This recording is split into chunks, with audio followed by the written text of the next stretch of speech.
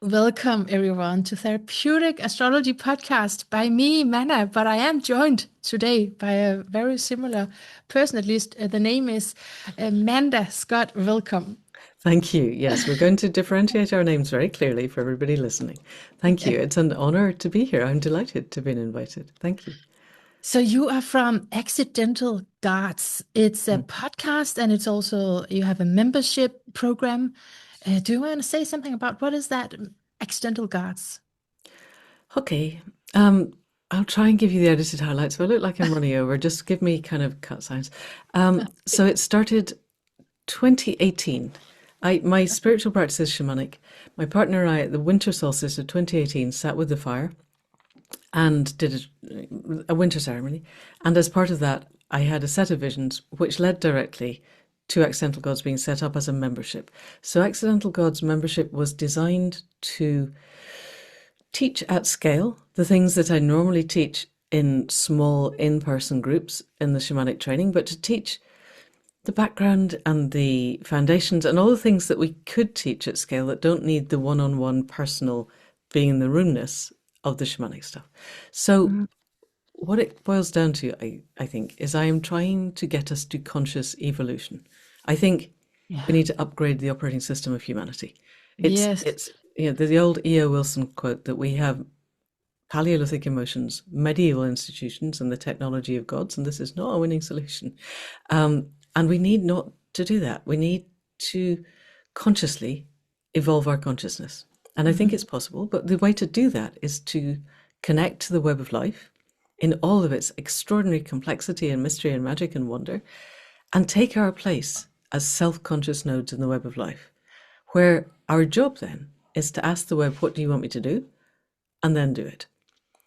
And to be a part of the much, much, much wider web, being what only we can be and what we Mhm. can be really well. If each of us had that sense of, I am living the highest aspect of my purpose in the moment Yeah. as a self-conscious node in the web of life. So how do we get to that? And I did a lot of shamanic work, sit on the hill, ask the questions. And what I came down to was a very, people like structure and people like to be led. So you put your earphones on and you listen to this meditation. And when you've got a grip on that, you go to the next one. And we build habits. I go through how we build habits, how the neurophysiology of habit building works.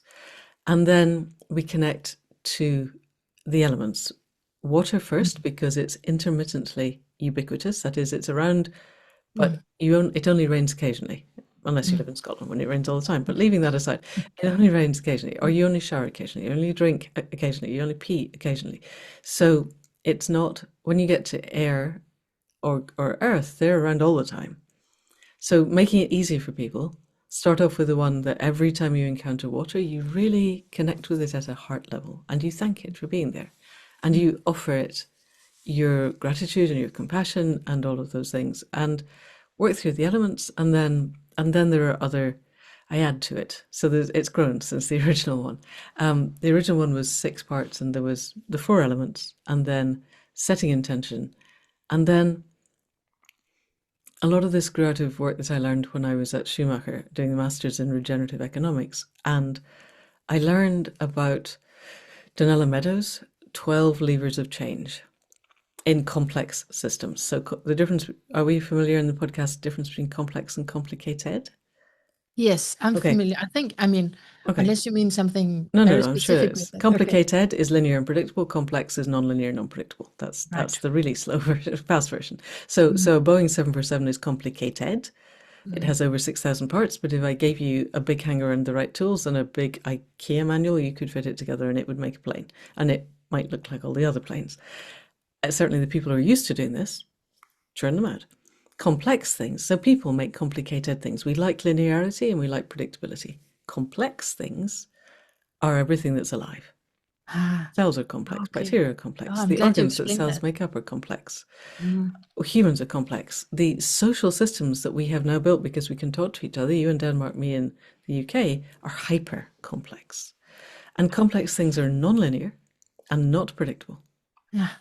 They tend towards tipping points. So they'll tend to oscillate within relatively narrow boundaries until they hit a tipping point, and then they'll just go off in completely non-predictable directions, up, down, sideways, whatever.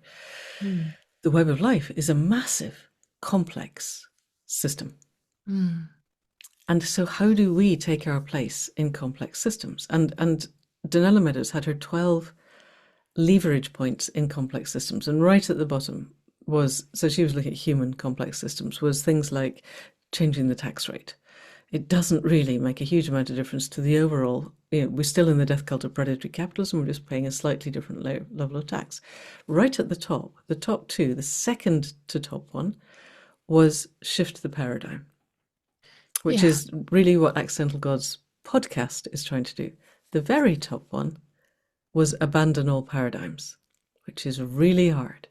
You've got to take yourself out of the narrow boundaries of your thinking and make your boundaries infinitely broad. And Mm. that's immensely hard because partly in doing it, you have to let go of the belief that you have to let go of everything you believe to be true, including the fact that you need to let go of your boundaries. It's a really difficult iterative loop. So we look at that and explore it as a concept. And then later I added in the 3 pillars of the heart mind, which are gratitude, compassion, and joyful curiosity. So with all of that together, it's there as a resource for people. And then we hold gatherings, online gatherings periodically. So there's one a week on Sunday at the time of our recording, which is falling in love with life. Ah, We did honoring fear as your mentor, or yeah. one we're going to do becoming a good ancestor. So we look at things that embrace what we already know from the membership. Although people can come who aren't doing it, that's completely fine. We don't expect any knowledge. But if you've already got it, it'll deepen that. If you haven't got it, it'll at least open the doors. So that's the Mm. membership. The podcast grew out of it. I thought it would be a good idea to explain the neurophysiology behind what I was doing. I really enjoy geeking out on neurophysiology. I used to be a vet, Okay. and I got really into neurophys when I was a vet, and the neurophysiology of behavior and human behavior and social construct behavior and all of those things. So I thought I'll just do some recordings, and if I'm going to do that, and my student who's a sound producer had set me up with a good sound system, might as well put them out as a podcast, because why not? But these things don't have to be behind a paywall. I don't like capitalism. Let's just put them out. And I got to 9 of those. So the first 9 are explaining what's behind the membership. And then I thought, there's some people who are actually doing the things. Why don't I go and talk to them? So I went and talked to a few of those. And I discovered that podcasting, as I am sure you know, is the most fun you can have. It's It is. absolutely brilliant. I get to talk to people I really respect and ask them the questions that I wish other people would ask them. Yeah. And we started in December 2019, and we've done one a week ever since. And now it's mostly, how do we get through the meta crisis? There is a way through, Mm. I'm sure. Let's talk to the people who are living the way through the meta crisis and bring them all together. So last week I was talking to someone who's set up the sustainable money model. And the week before I was talking to somebody who's looking at different governance models. The week before that I was talking to Brother Spirit from Plum Village about Celtic Buddhism. And the week before that I was talking to Dylan McGarry, who's doing Empatheater down in South Africa, and really, honestly, he's doing amazing stuff. So Ah, there's so many people right at the cutting yeah. edge of what There it is to is. be human, Yeah. and how to build a better way of doing things that everybody would want. So, sorry, so Yeah. the podcast is there to create that sense of possibility and to show people a route through. There we are. That was quite long, I'm sorry. Yeah, but that's what you have in you, so much wisdom and information. And yeah, I know that feeling, that joy of just expanding it all the time, because so many people are there with you, and they each have their niche Yes. area to teach from. Um, I I mean, I have your book, but I've not read it yet. I've not read it yet. I've not had the No time to. worries. But I want to say a quote from it, actually, because I have this ADHD brain, and so what I do whenever I get anything to read is unconsciously, involuntarily, I just skim through, and Yep. then I find something that Bing. is Yep. gonna that's gonna motivate me to finish it or to not. And Right. I found this wonderful quote where I know I need to read this book, and also I can tell that it's really, really well written. Um, so you have to remind me about the title. Any human power. Any human power. which Okay. comes from an Ursula Le Guin. Do you know Ursula Le Guin? She gave a No. speech. Ursula Le Guin wrote, oh, you'd love her. She's dead now, but she wrote amazing science fiction novels. So the Wizard of Earthsea trilogy you need to read. She's a truly amazing foundational writer. She had the carrier bag theory of human evolution, which at some point you will want to explore. But her quote was given in person in 2014 at the World Book Awards, and she said, let me get this right. We live in capitalism. Its power seems unassailable, but so did the divine right of kings. Any human power can be resisted and changed by human beings, and often that resistance begins in art, often in our art, the art of words. Ah. And she was talking to a room full of publishers who are the epitome of the death cult of predatory capitalism. So that's a very brave thing to do. So anyway, I borrowed the title, Any Human Power, from that quote. Back to you. You have another quote that you like from me. But oh man, this is. Can I just ask one follow-up question from what you just said? That is too interesting. What did you say that it is the death cult? Did you say that? The death cult of predatory capitalism is what we live in, I would say. And publisher, book publisher. Book publishers, well, they have to. They're all there to make money. They don't publish books because they think they're going to change the world. They publish books because they need to make a profit for the people who own their company, who are usually the giant vampire squids with their tentacles wrapped around the face of humanity. It's so sad. I mean, because as you say, books, it's where change are supposed to come from. Yes. But then if some people are in power of what can be shared, Yeah. I mean, but it's not better Yes, online they're in a way. gatekeeping. Yes, no, it's not. And to be fair, there are small publishers, small independent publishers who are really pushing against that. I was Okay. meaning the kind of big monoliths Right. where there's hundreds of thousands of people in the company and their job is to keep their job. And they keep their job by Yeah. getting books that sell large numbers. And that Yeah. doesn't matter the quality or what it says or whether it's helping the world or not. The quote is, this is going to fit right in to what we're talking about. Go find the people who have the knowing and then bring it to those who have forgotten. This Well is a done. quote from your book, right? It's not just Yeah, a yeah. quote I'm supposed to know from somewhere else, right? Yeah, no. Okay, okay, That's good. it. Yes, no, It's from absolutely. you. That's it. Okay. Yes, yes. I don't remember writing the exact sentence, but it sounds good to me. You wrote this. Yeah, Go I did find the write it. people who have the knowing and then bring it back to those who have forgotten. Yeah, So it's actually what we're talking about here with this excitement for knowledge and sharing knowledge. It's yes, finding the knowing to those. So anyway, I'm excited to go on that journey with finding out what that means in the context of your universe there. It's a fiction. yes. It's a Thrutopian fiction. What does that mean? So, again, a Thrutopia was a phrase coined by Professor Rupert Reed, who's a philosopher, and he got it from Ursula Le Guin. He said he read Ursula Le Guin's book, The Dispossessed, which is an amazing book.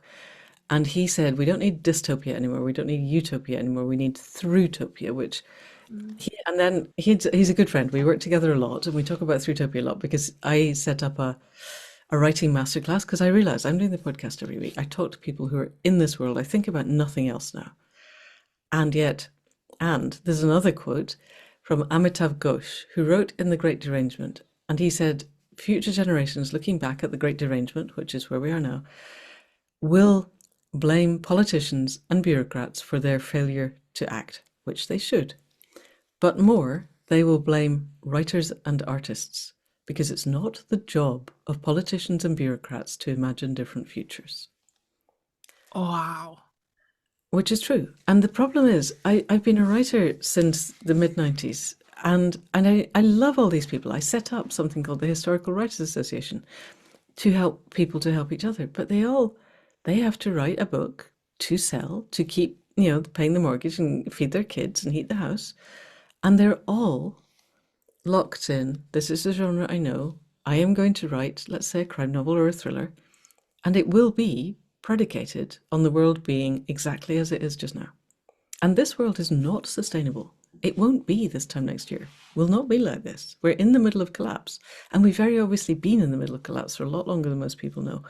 And so I thought, I can't expect my writing colleagues to write what I would consider to be a Thrutopian novel. I'll do that for you in a minute. If they don't know, if they don't have the kind of building blocks in your brain to build new ideas from, because the current system is not fit for purpose. Mhm. But we don't get to where we need to go by tweaking the current system. We need a whole new system.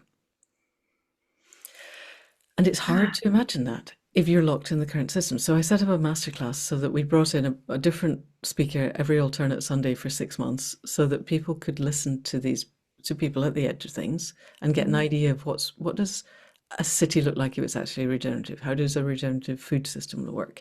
How does regenerative economics or politics or technology or transport, how do these work? Because you can't write it if you don't understand it.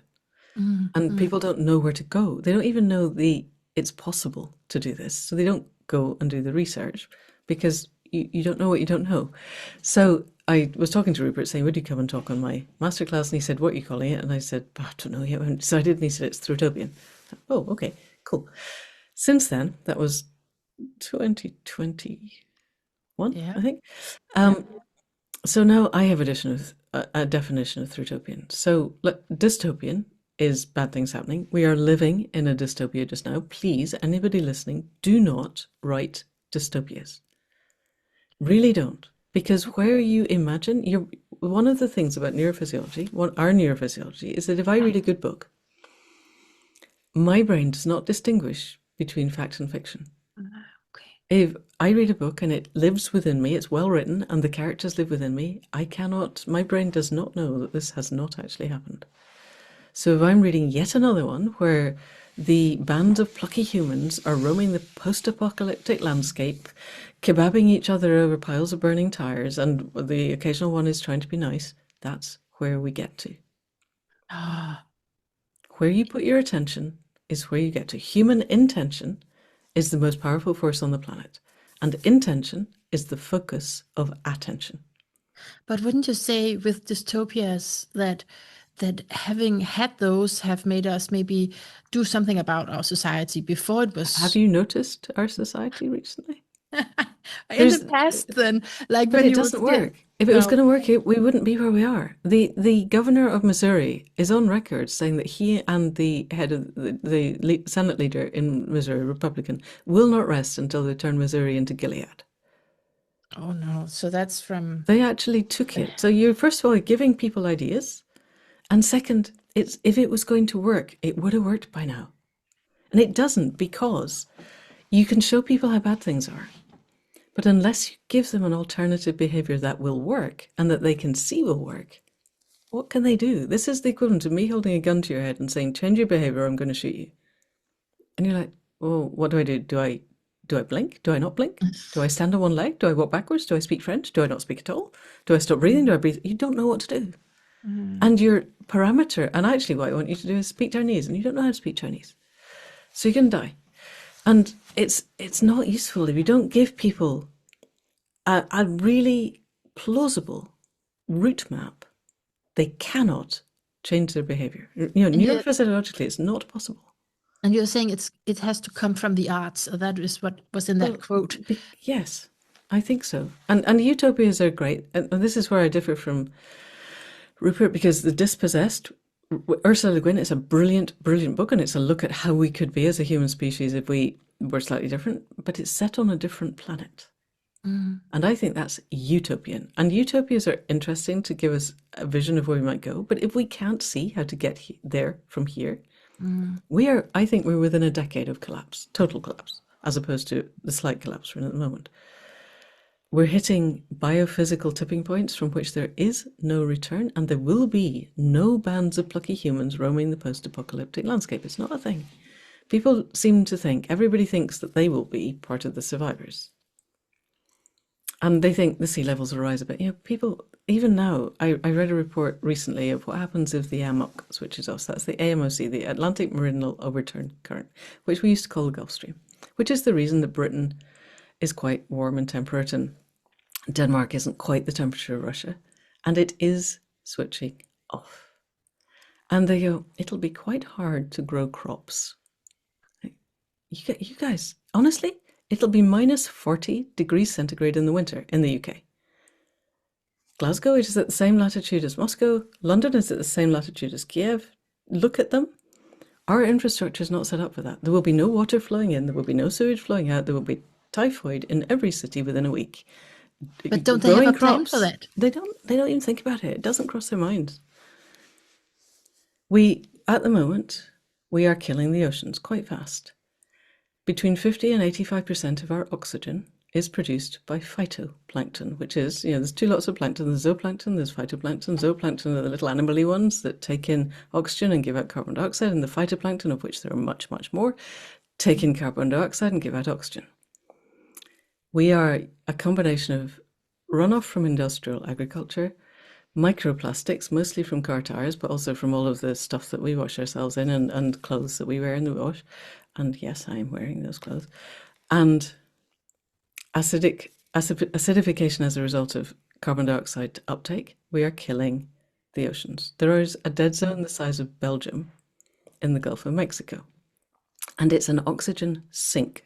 That is to say, it doesn't give out oxygen, it takes oxygen in. Nobody, as far as I can tell, has done the work to ask what happens when all of the oceans become a dead zone. And it's not going to be good.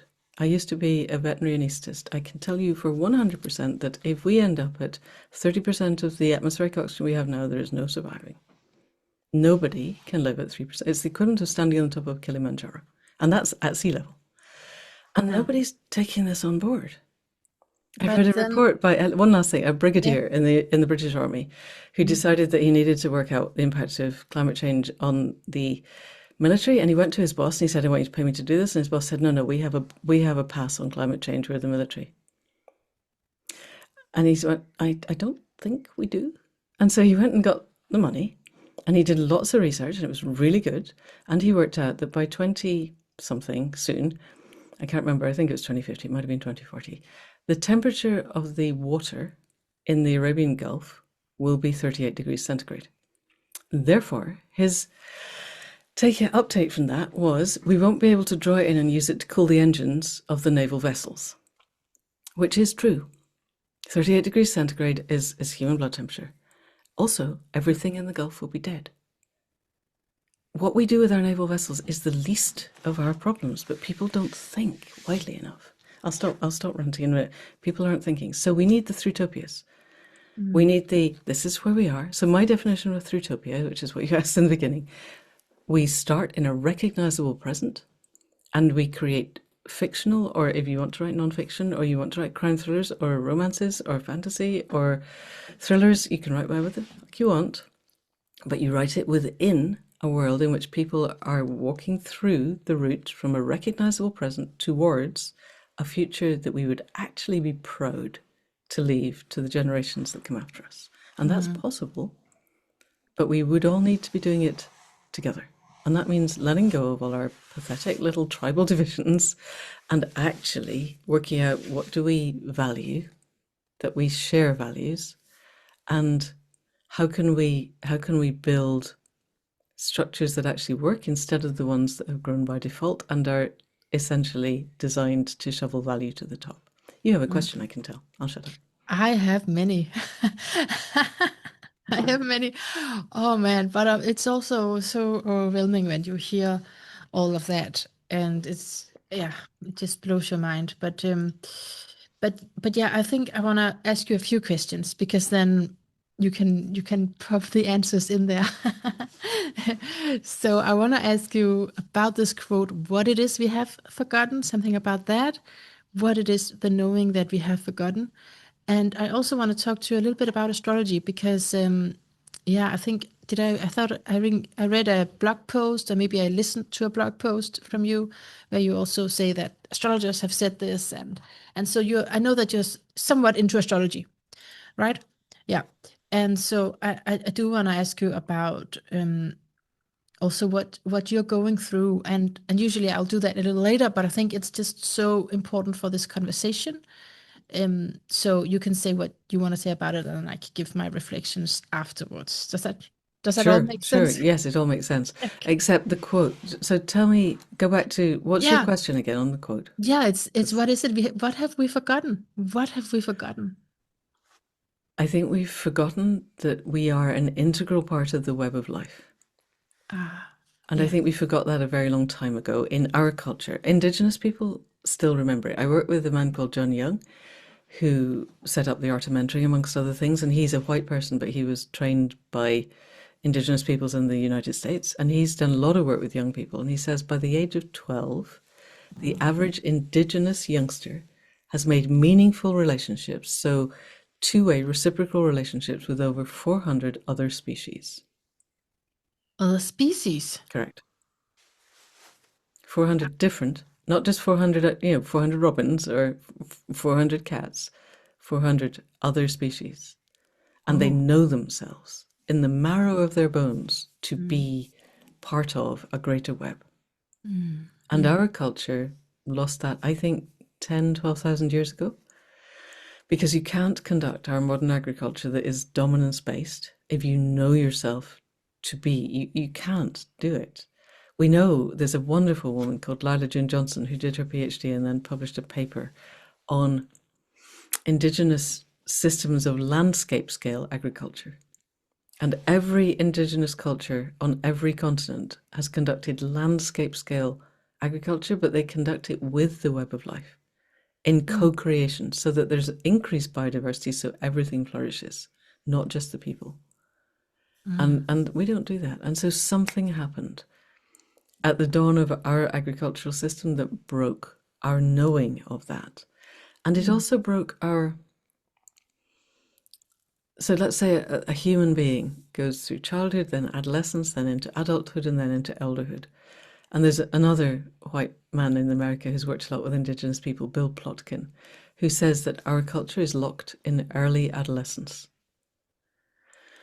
And Yeah. we don't have the elders. And elders are people who have found what's theirs to do in the world and done it and taught other people to do it, and then have got the perspective of how to pattern match, how to find what it is that's yours to do in a way that is integral to the web of life.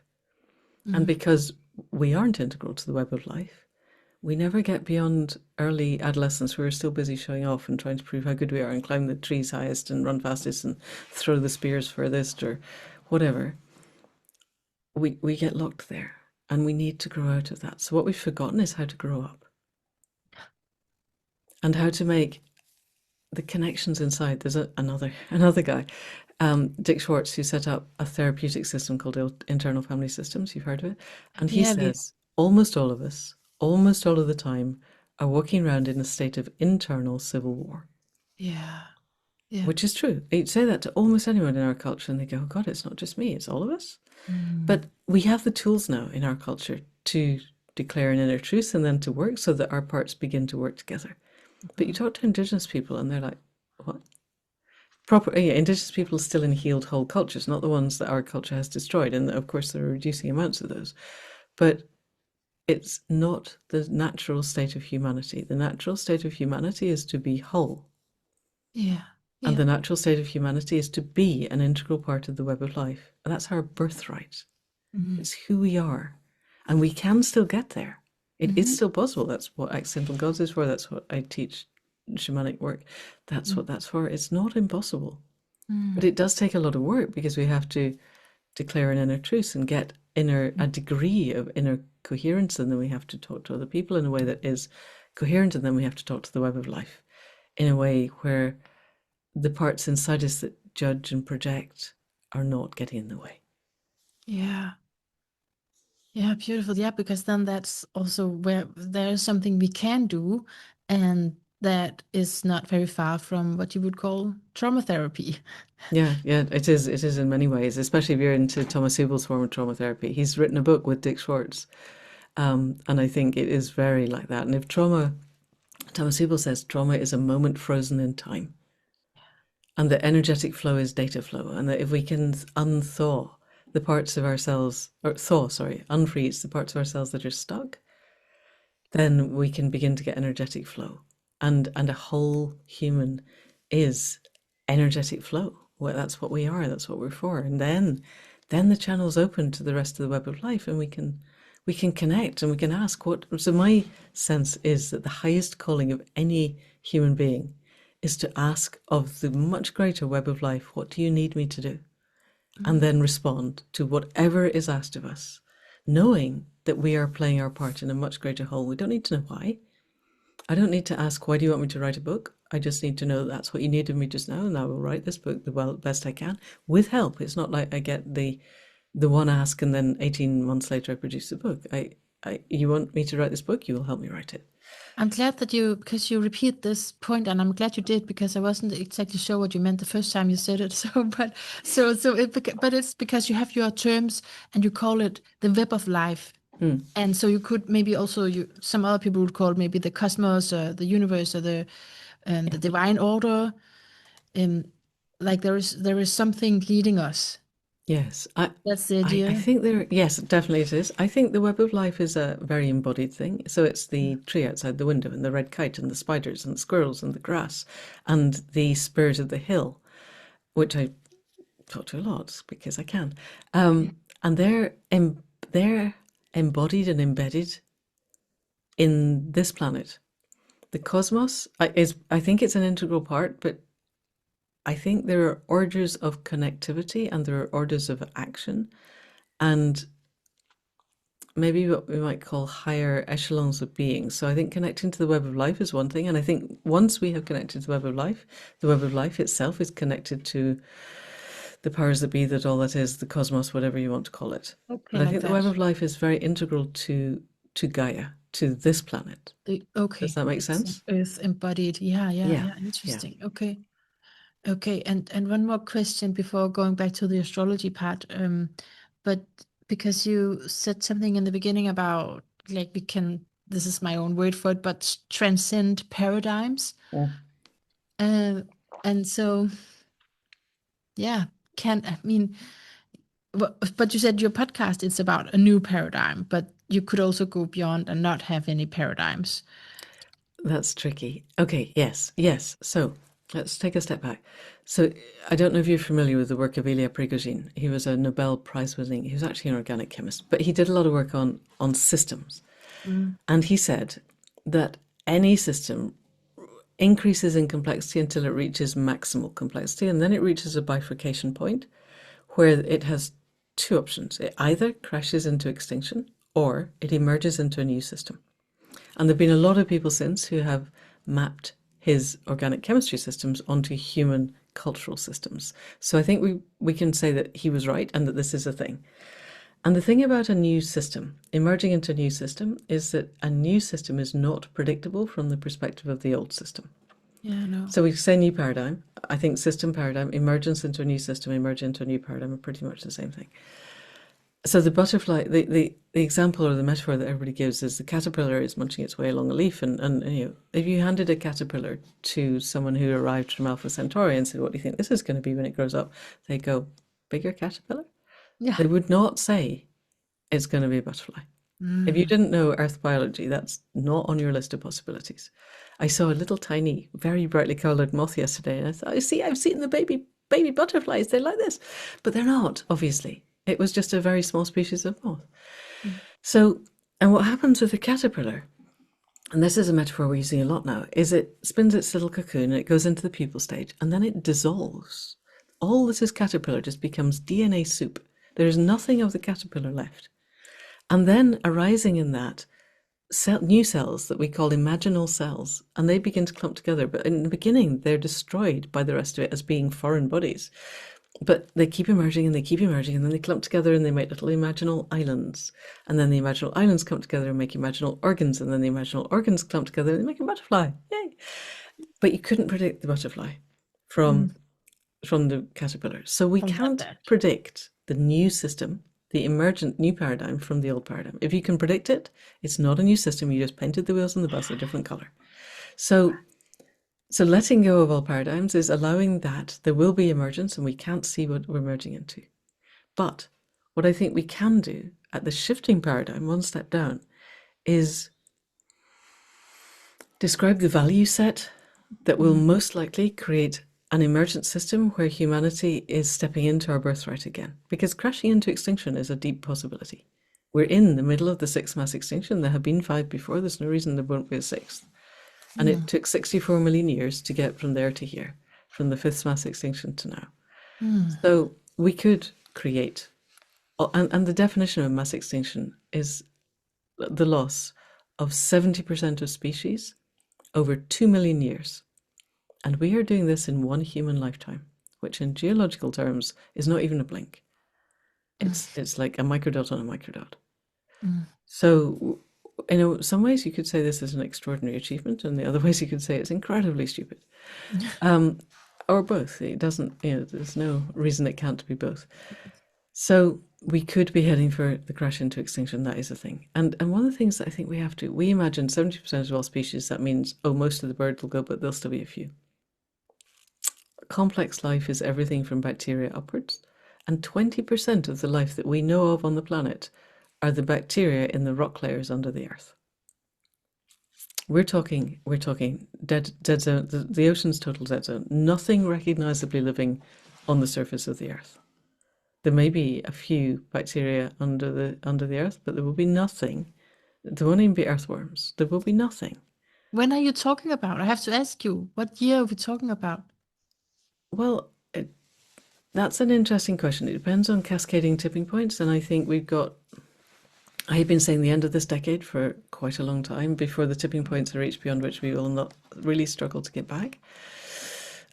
I think it's always going faster than people say. I interviewed someone from my podcast, a lovely middle-aged woman, and when her children left home, she went back to university in the States, to one of the very best universities, and she did a bachelor's and then she did a master's. And the first term of the first year of her bachelor's, she was given graphs of the impact of climate change, best case, worst case, middle case.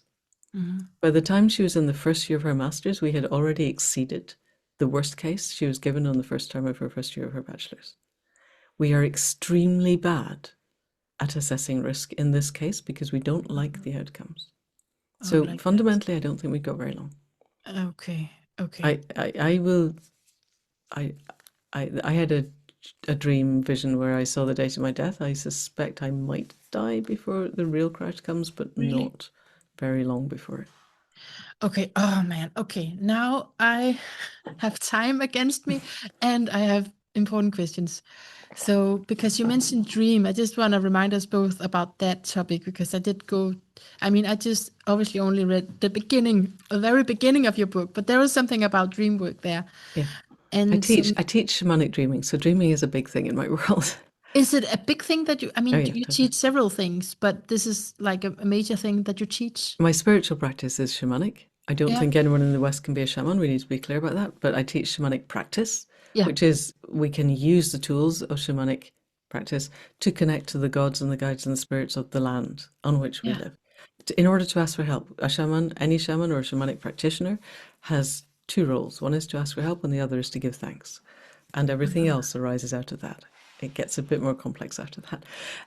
But yes, so for me, dreaming is awake dreaming and sleep dreaming. I don't use any plant medicines, any drugs. I don't think white people have the capacity to engage with those sanely and safely, to be honest. I've met a few people recently that I think perhaps might, but they've spent a lifetime working on it. Most people are looking for a shortcut, and there are no shortcuts. But then dreams are, in a way, a shortcut. Well, they are once you know how to work with them. If you train, and in that, just the thing that I managed to read, there's someone who's pretty harsh to the person that has the lead role in your story, I think, right? Like, yes. You have to give me your dreams. It's really important, and it was terrifying when she discovered that the person didn't remember her dreams. Yes, because she came from a different culture. The teacher was Mongolian and had arisen in a shamanic culture and didn't understand that white people hadn't worked with their dreams from childhood, which most indigenous cultures do. So yeah. But then she teaches her. So it is possible. It is possible. Yeah. And I do still think there's a route through. I mean, in all of the chaos and the thing, all of my journeying, all of my shamanic work, the astrology, I think there is still a window.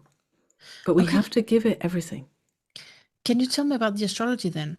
I mean, because the question that I tried asking earlier was about your own chart, and we are at that time anyway in the interview now.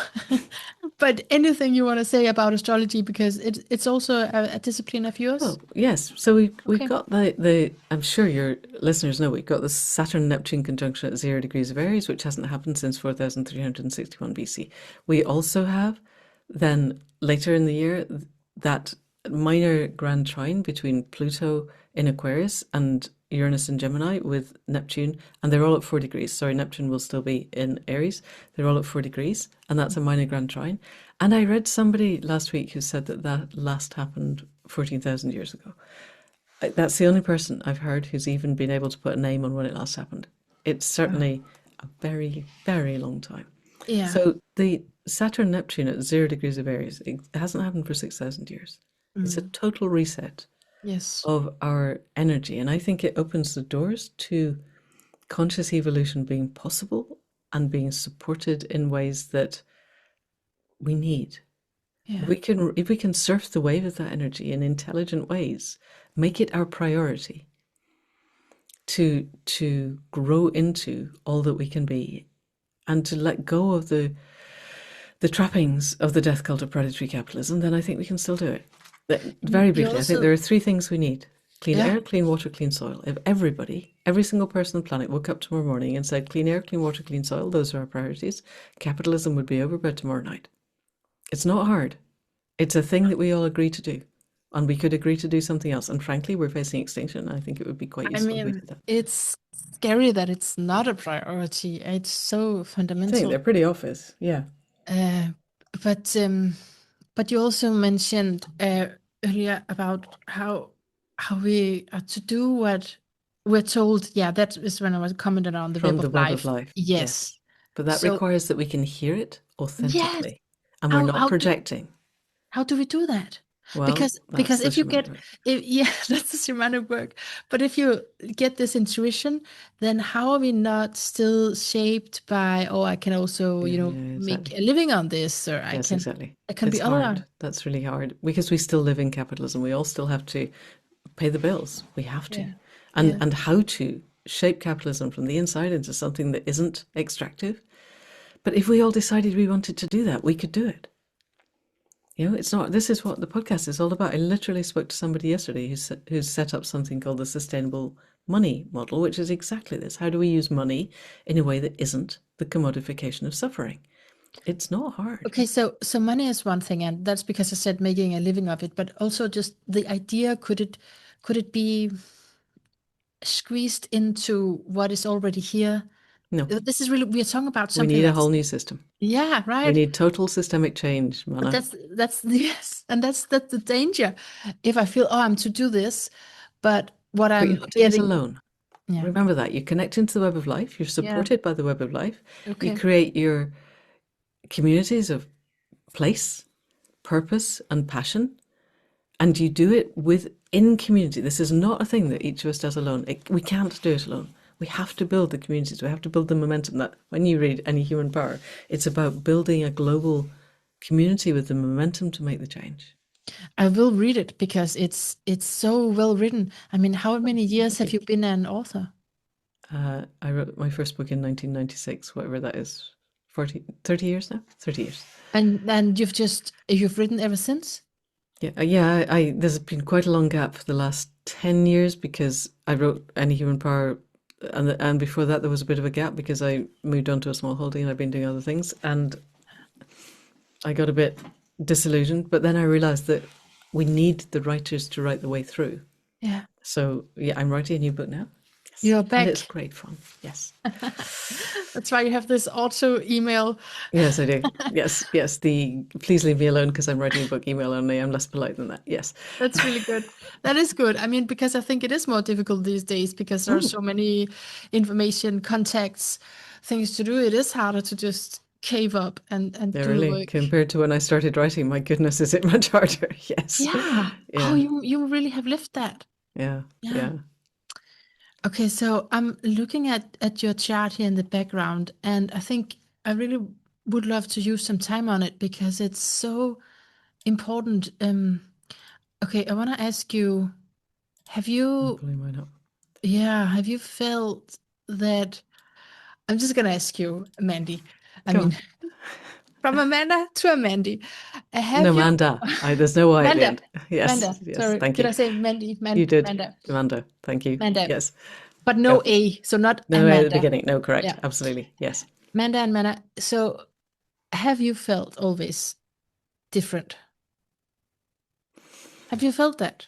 I think so, but then that's hard because I know it's there. Yeah, projection is a thing. My partner and I do meditations on the new moon and the full moon, and we did meditations and at the solstices and at that on that Friday when in February when that conjunction was exact. And I go up the hill every morning and do my morning ceremony, and the world is changing every day, so it's really hard actually. There are But times when I feel kind of, and I think, oh God, Mars is square something or other. But Mhm. Pluto is sitting on my Saturn at the moment. We talked about this, and Yes, yeah, am I watching stuff breaking apart and changing, but in a but good way? I want to make sure you understood my question. Like, have you felt always different Oh, I to the see. core of you? Oh, I see. No, I didn't understand your question. Yes, but also, does not everybody feel that? I sometimes sit in a circle with my students and go, hands up anyone who felt normal in their childhood existence, and not a single hand goes up. But I think that's also because then we attract people like that. Oh, that's true. Yes. I would definitely see really big signatures here for maybe having memories of living on an entire different planet Mm. with a very different civilization. This is why I'm asking because How do in you see this that? life, I think everyone who's individuating in this life will feel different to the ones who are in consensus state. But this is Okay. different because I can't see the level of consciousness obviously from a chart, but I can see that here would be soul memories of having lived somewhere else because it's like yeah, it is like, but that's also what I when I hear you speak, it makes sense. Like you come with this wisdom and information and also like a higher perspective.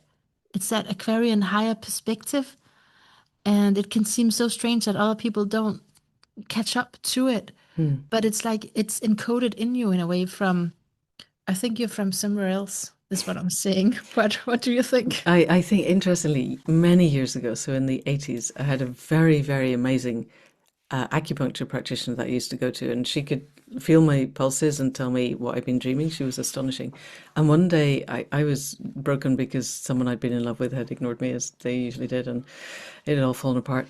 And she said, "Stop trying to belong. You don't belong here. Just treat it as if you were here on vacation. You come from elsewhere. You will go back elsewhere. You are not of Earth." And I was broken because that was like, oh fuck, I'm never going to belong. And I went home and thought about it. I came back the next week and went, okay, that really landed. I think you're probably right. Tell me more about it. And she was, I shouldn't have said it. Forget I ever said it. And she wouldn't go near it ever again, which was really distressing. But so you're the second person who said that to me. But she wasn't looking at my chart. She was just feeling my pulses. Wow. And she was But like, she's not supposed to say anything else. yeah, But I'm glad yeah, that it did land for you yeah, totally. and Yeah, you were able to take it in a little bit yeah. because I mean, yeah, it just makes sense that what you come with this different perspective and you're here to and not only, but one of the reasons is to share that information. And like you mentioned, the transits that are happening right now for you is definitely also about. I mean, it's Pluto in Aquarius on your south node, and it's coming to your south node, and it's on your Pluto, and so no, on On my your Saturn. Saturn. Yeah, Yeah, yeah. it's about power, right? It's about Mm. do I have a choice? And you're trying to wake these systems, Saturn, up and bring us another choice. I mean, because if I mean, yeah, that's the thing. If we don't have a choice, then there's not much to work for. So it's and we need the information, we need the enlightenment, we need the Mm. higher perspective in order to have those choices. Yes. Thank you. Hey. Yeah. So, so in that light of what I just said there, have you always felt somewhat different or in a way where you could see things from a greater vantage point than others?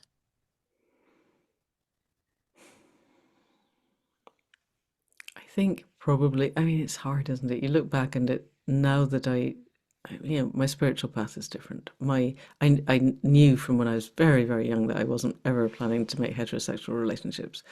Mm. I I was the really weird geeky kid at school. So and then I went to university, and there was a part of me that was very good at playing the game, and then there was the part that went and did something completely different, and those two parts just didn't really talk to each other very much.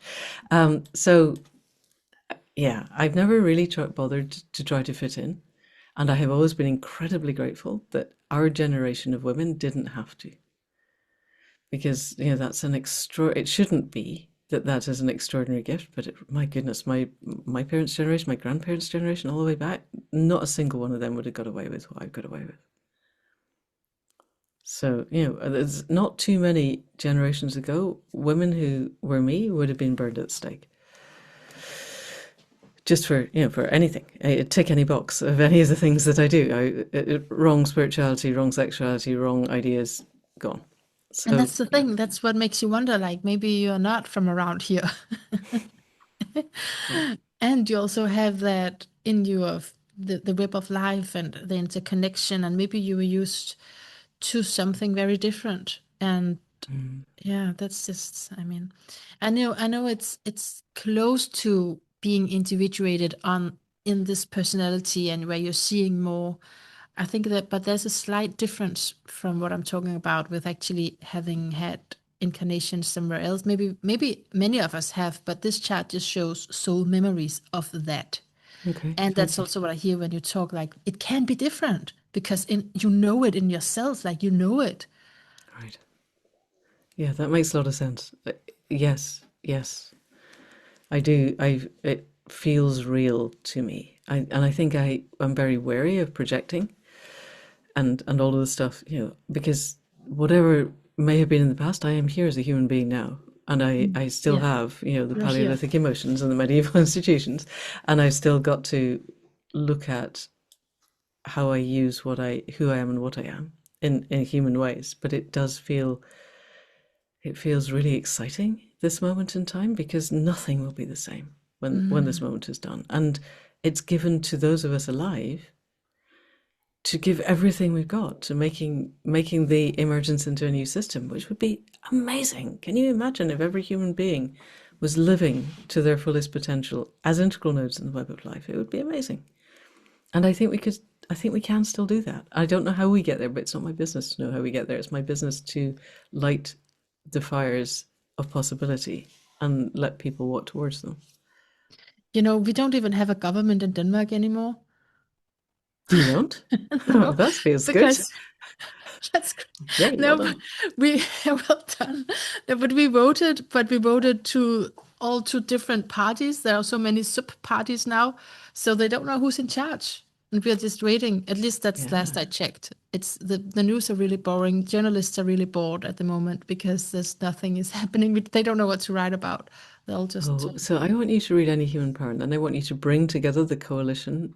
One of the core phrases of Any Human Power that you got close to was bringing power to those with wisdom and wisdom to those with power. yeah.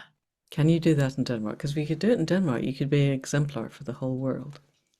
I don't think so. Why I hope. not? Yeah. Yes. We have Yeah. to. We're facing extinction, Mana. We have to Yeah. think big, and we have to think differently, and we have to do it quickly. Hmm. We've got nothing to lose. And so, but are you talking about two types of changes? I think you are in this interview because you're talking about the extinction. That's later on, right? And then you're also talking about a system change, and that's while you're still alive, right? We're in the middle of collapse, yes. Yes. So the system is changing, and the cracks are where the light gets in. And I think we have the opportunity while the system is in disarray to bring it forward. But I don't think these things are separate. We're in a polycrisis. Mm. The cultural chaos is what has led to an extractive system that is what is leading to biophysical collapse. And biophysical collapse is not, they're talking about the amok switching off by 2050. That's not that far away. The what switching The, off? the, the amok, the ocean current that Oh, keeps us warm, mm. Okay, that yeah. it will potentially. I mean, and this is the thing, different people say different things. And I think most of the scientists that I speak to privately, and I say stuff, and they go, you can't say that. And you go, why not? And they go, you frighten people. You go, well, but it's true, right? And they won't come out and say it in public because they are afraid of frightening people. And I think I'm not trying to frighten people. I'm trying to suggest that this is urgent, and I could write for you tomorrow the outline of how we get out of this. We just need the will to do it. And we don't get the will to do it unless we realize that fundamentally we don't have much of a choice. You want total extinction of all complex life on Earth? Go for it. Knock yourselves out. But I don't. But would you ever join a political party? I'm a member of, I've been members of various political parties since in my 20s, yes. Oh, but that's just paying to a party. Would you like? No, I go out and Okay. I walk the streets and I talk to people. Okay. Yeah. Okay. And I talk to them like this because I don't know how to do anything else. I'm not, you talked about ADHD at the start, and I'm quite far along various spectrums, and I'm not prepared to just talk about potholes and all the things that worry about people. I can talk a little bit about that, but we're about to have a major food crisis because in the UK, there's one factory that makes fertilizer, and the rest comes through the Straits of Hormuz, and guess what? It's not coming. And no one seems to be focused on this. I had people meeting here this morning and going, what are we going to do about the food crisis in the winter? And they're like, pardon, what? But so when you're talking about bringing the wisdom to the power, that's actually also what you're doing, because you're doing both. You're not just trying to do both, shamanic. yes. You're trying to do both, actually. Yeah. Yeah, but I am always led by, I'm trying not to be ego-led. I try to do everything on the basis of what feels as if the web needs me to do this. This is why I'm talking to you. You send me an email, and honestly, I get quite a lot of emails, and all of my instinct was, yeah, this one, let's do this one. I have no idea why, but I don't need to know why. I just need to know that talking to you will spark things. It's not my job to have to know what's sparking, because complexity is complex. It's unpredictable. That's the point. Maybe a person listening, maybe you, will do something that helps to tip us to tipping points to systems change. And to the spiritual and emotional and mental and energetic changes that have to underlie systems change. Manda Scott, I'm so glad that you were led to me and you accepted my invitation, because Grateful for the invitation. Thank you. yes, I'm really grateful that you are here now and that you're out there with accidental guards, and that's that we are all accidental guards, right? That's the point. Yes, we did not expect to be here at the time of species level extinction, but here we are. And we can, those of us alive today, have the power to make the difference just by being alive. Amazing. That's so hopeful. So hopeful. Thank you so much, Manda. Thank you. I'm so in awe of your timekeeping. I always run over.